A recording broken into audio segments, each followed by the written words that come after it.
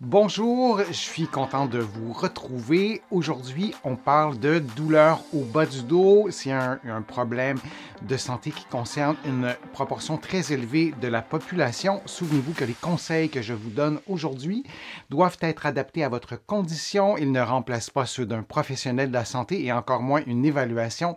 Vous allez trouver beaucoup de conseils que je vous donne aujourd'hui dans mon livre 99 façons de soulager les douleurs au dos et au cou. Vous pouvez le trouver facilement en librairie et je vous mets le lien dans la description de la vidéo pour que vous puissiez le trouver aussi facilement de l'autre côté de l'Atlantique.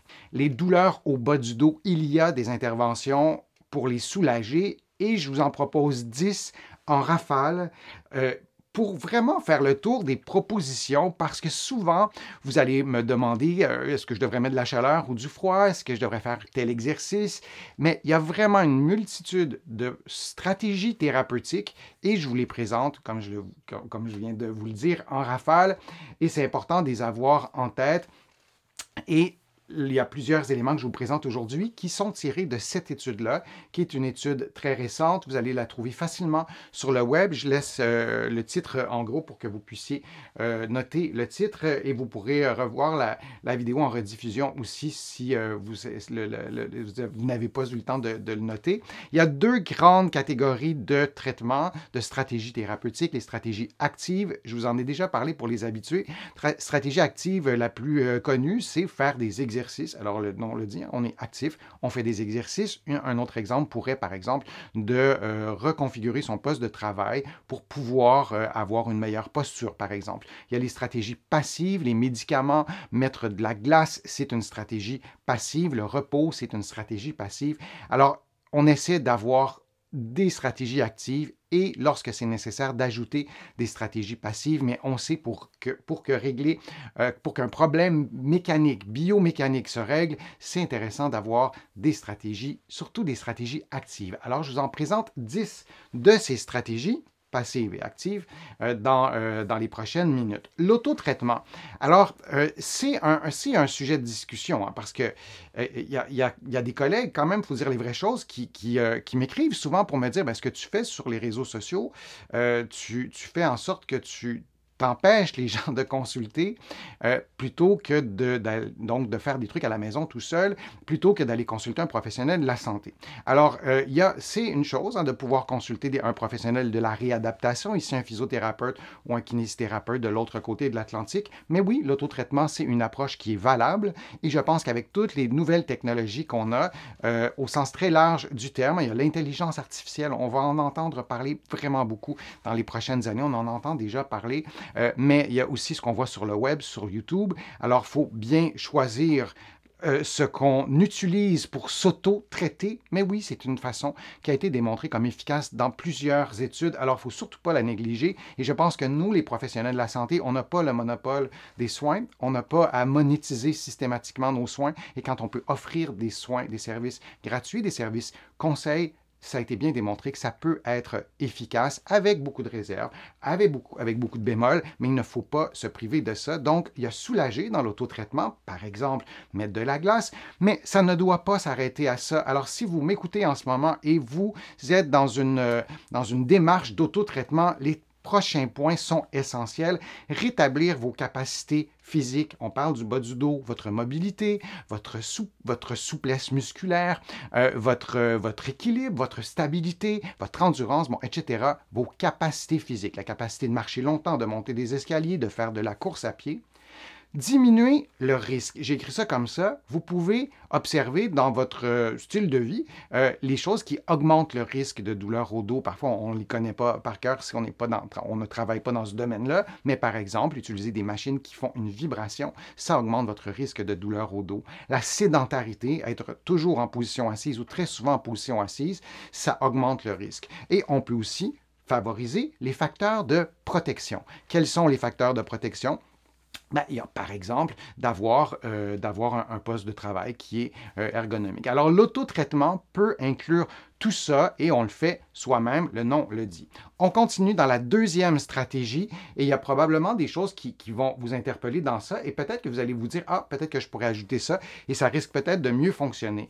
La révision de vos habitudes de vie, l'alimentation, c'est un sujet qui est sensible, mais on sait que lorsqu'on a un surpoids, lorsqu'on est en situation d'obésité, parfois, lorsqu'on a déjà une douleur au dos, ça peut être un peu plus difficile, un peu plus complexe de guérir de ce problème-là ou de soulager la douleur, mais ce n'est pas systématique non plus. Il y a des personnes qui sont en situation d'obésité et qui n'ont pas de douleur au dos. Il ne faut pas généraliser. La quantité d'aliments qu'on va consommer et la qualité des aliments consommés, on pourrait parler d'inflammation. Et l'alimentation, elle est directement, ou l'inflammation plutôt, elle est directement liée à notre alimentation, entre autres choses. Les heures passées en position assise, je vous en parlais, et dans cette révision des habitudes de vie, vous pourriez le faire vous-même, mais vous pourriez le faire aussi avec un ou une professionnelle de la santé, de l'alimentation, de l'activité physique, etc. Donc, on peut le faire en étant accompagné aussi, bien sûr. Votre niveau d'activité physique d'intensité modérée et soutenue. Et ça, vous allez, pour les habitudes de ma chaîne, vous allez trouver que je suis parfois obsédé avec ça, mais c'est important de faire des activités physiques d'intensité modérée, c'est-à-dire d'avoir chaud lorsqu'on bouge. Ça a été bien démontré que ça a des bienfaits pour la santé musculo-squelettique. Alors, lorsqu'on veut soulager une douleur au dos, on doit choisir nos activités, y aller progressivement. C'est peut-être pas le bon moment aujourd'hui si vous êtes en douleur, mais de garder ça en tête en termes d'habitudes de vie. Et aussi, tabagisme, excès d'alcool, c'est directement lié à la santé musculo-squelettique. Par exemple, les fumeurs ont en général la santé des disques intervertébraux, donc ce qui est rouge entre deux vertèbres ici avec mon petit modèle surdimensionné.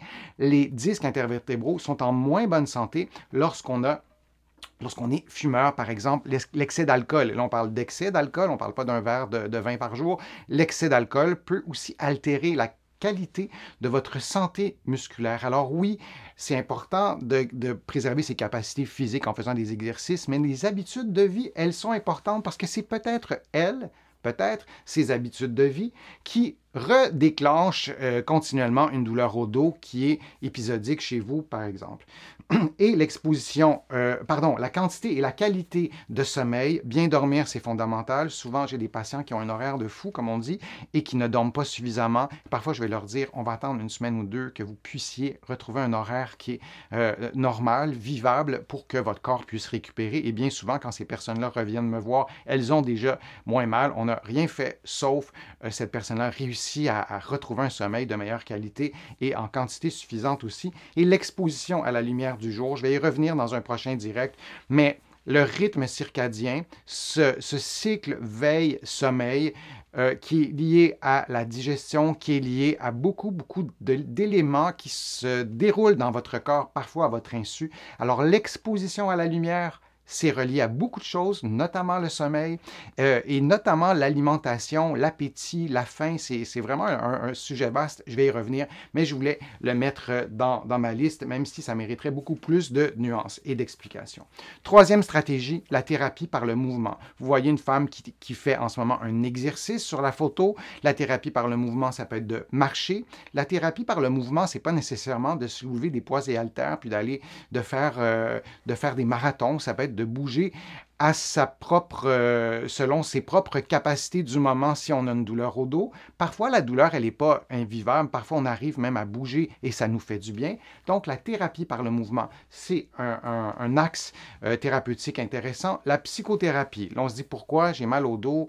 J'écoute un physiothérapeute qui me parle de psychothérapie. C'est essentiel et on ne vit pas dans une société qui fait beaucoup de liens entre la santé physique et mentale, mais on sait que les personnes qui ont des douleurs fréquentes au bas du dos et des personnes qui ont souvent, par exemple, des signes de dépression, c'est souvent lié, ou en tout cas c'est associé, et de prendre soin de sa santé mentale, notamment en allant en psychothérapie, ça peut être intéressant. Et lorsqu'on a mal depuis longtemps, en sens inverse, peut-être qu'on dort moins bien, peut-être qu'à force d'avoir mal, on peut être un peu déprimé parce que ça nous empêche de faire nos activités, par exemple. Alors de consulter en psychothérapie, c'est parfois essentiel pour traiter une douleur au bas du dos. Là aussi, il y aurait beaucoup de choses à dire sur ça.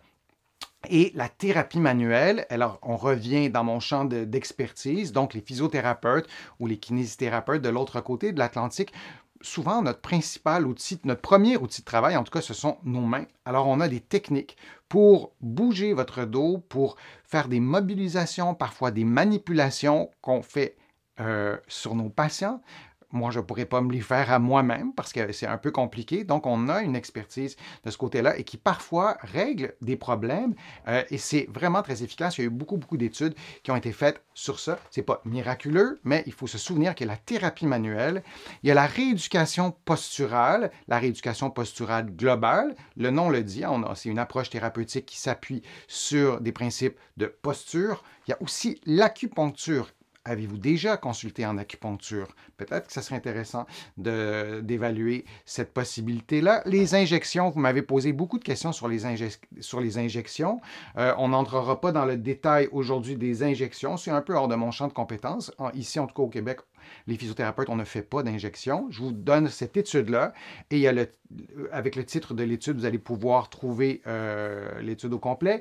Donc, les preuves de l'efficacité des injections péridurales, il y a plusieurs types d'injections, mais d'injections péridurales pour le soulagement des douleurs lombaires sont solides pour le contrôle de la douleur à court terme et modérées à limiter pour le soulagement à long terme. Alors, c'est souvent une conclusion qui ressemble à ça pour les résultats, l'efficacité des injections des douleurs au bas du dos et aussi pour d'autres articulations.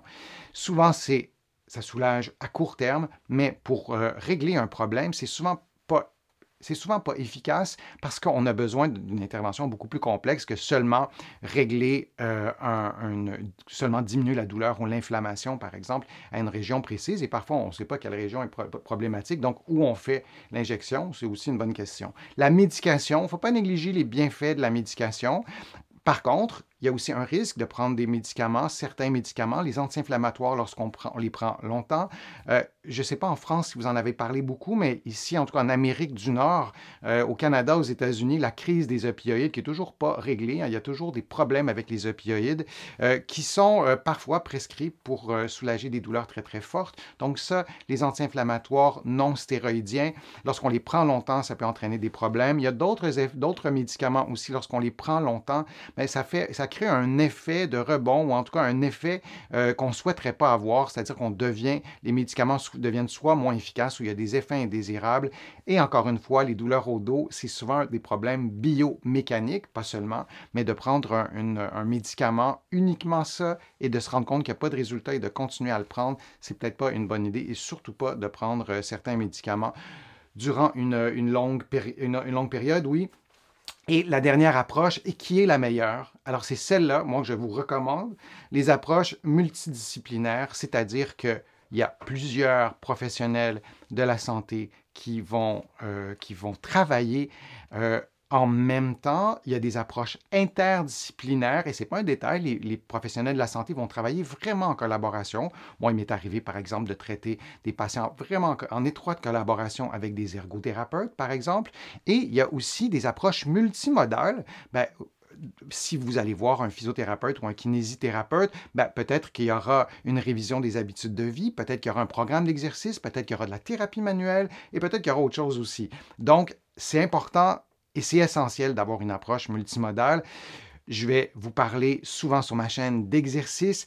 Dans mon livre « 99 façons de soulager les douleurs au dos et au cou », oui, je vous propose des exercices, mais c'est important pour moi d'aussi vous proposer d'autres éléments pour avoir cette approche multimodale qui est essentielle à avoir. Et c'est vraiment un message à retenir de ne pas utiliser seulement une seule approche et de ne pas sous-estimer vos capacités à soulager la douleur en étant bien informé, en choisissant vos sources d'information et on arrive bien souvent à soulager la douleur chronique au bas du dos ou la douleur aiguë qui est plus récente et on peut ainsi continuer continuer nos activités quotidiennes.